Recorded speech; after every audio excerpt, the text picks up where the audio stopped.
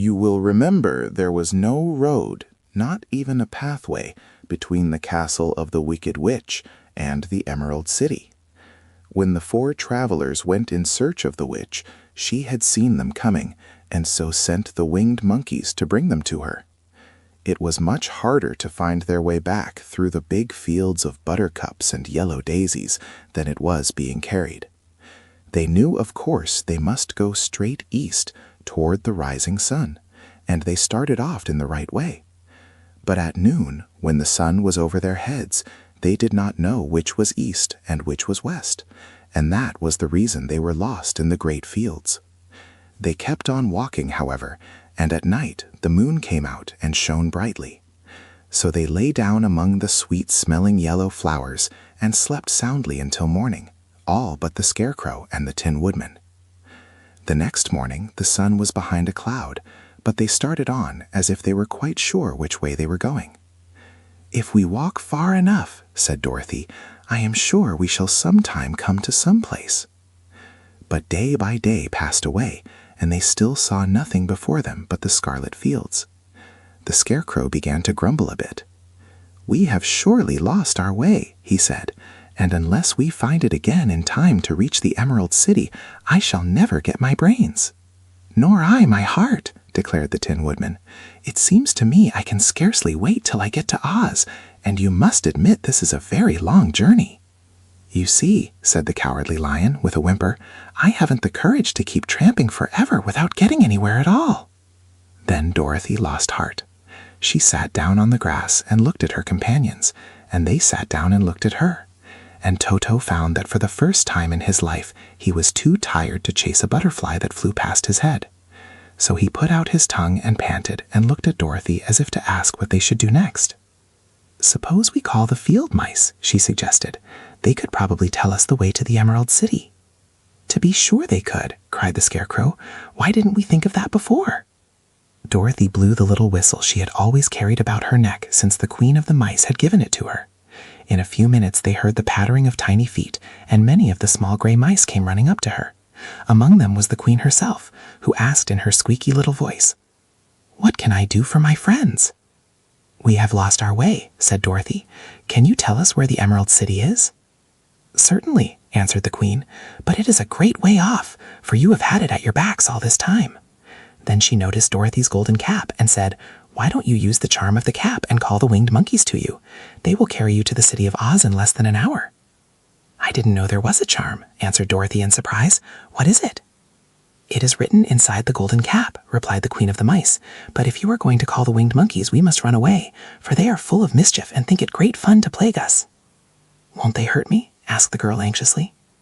"Oh no, they must obey the wearer of the cap. Goodbye." And she scampered out of sight with all the mice hurrying after her. Dorothy looked inside the golden cap and saw some words written upon the lining. These she thought must be the charm, so she read the directions carefully and put the cap upon her head. "Ep-pe-pe-kak-ke," she said, standing on her left foot.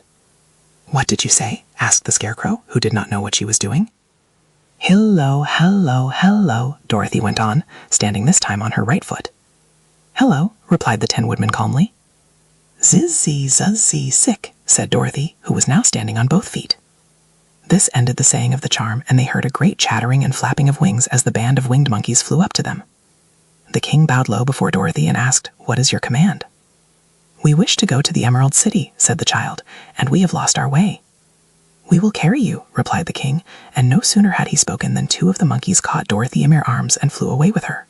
Others took the Scarecrow and the Woodman and the Lion, and one little monkey seized Toto and flew after them, although the dog tried hard to bite him.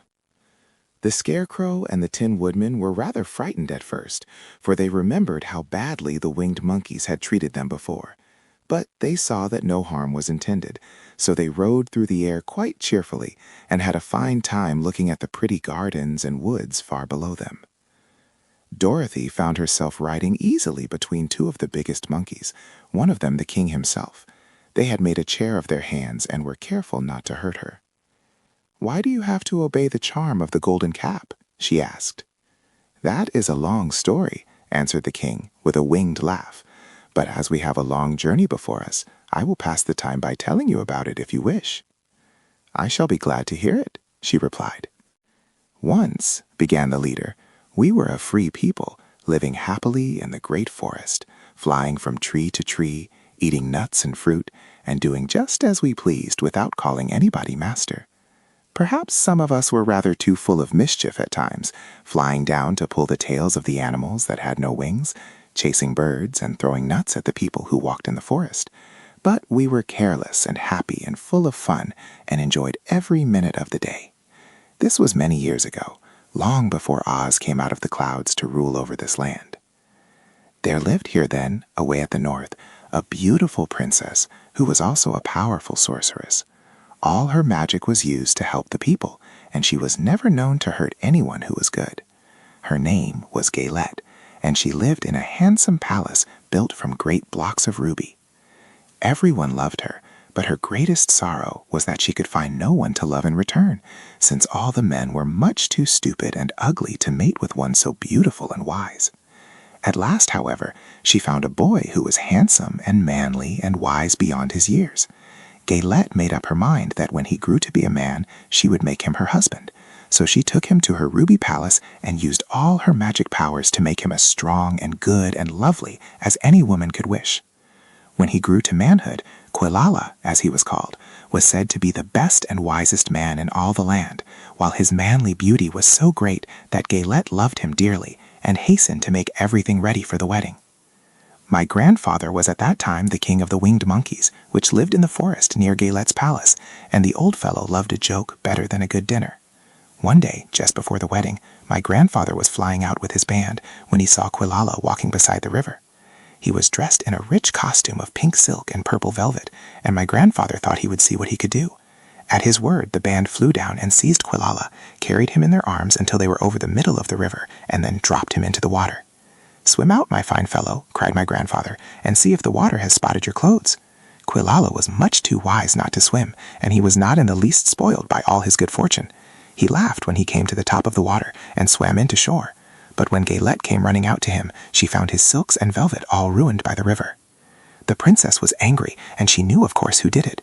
She had all the winged monkeys brought before her, and she said at first that their wings should be tied, and they should be treated as they had treated Quilala, and dropped in the river. But my grandfather pleaded hard, for he knew the monkeys would drown in the river with their wings tied, and Quilala said a kind word for them also, so that Gaylette finally spared them, on condition that the winged monkeys should ever after do 3 times the bidding of the owner of the golden cap. This cap had been made for a wedding present to Quilala, and it is said to have cost the princess half her kingdom. Of course my grandfather and all the other monkeys at once agreed to the condition, and that is how it happens that we are 3 times the slaves of the owner of the golden cap, whomsoever he may be. "And what became of them?" asked Dorothy, who had been greatly interested in the story. "Kalala being the first owner of the golden cap," replied the monkey. "He was the first to lay his wishes upon us. As his bride could not bear the sight of us, he called us all to him in the forest after he had married her, and ordered us always to keep where she could never again set eyes on a winged monkey, which we were glad to do, for we were all afraid of her. This was all we ever had to do until the golden cap fell into the hands of the wicked witch of the west, who made us enslave the Winkies, and afterward drive Oz himself out of the land of the west. Now the golden cap is yours, and 3 times you have the right to lay your wishes upon us." As the Monkey King finished his story, Dorothy looked down and saw the green, shining walls of the Emerald City before them. She wondered at the rapid flight of the monkeys, but was glad the journey was over. The strange creatures set the travelers down carefully before the gate of the city. The king bowed low to Dorothy, and then flew swiftly away, followed by all his band. "That was a good ride," said the little girl. "Yes, and a quick way out of our troubles," replied the lion. "How lucky it was you brought away that wonderful cap."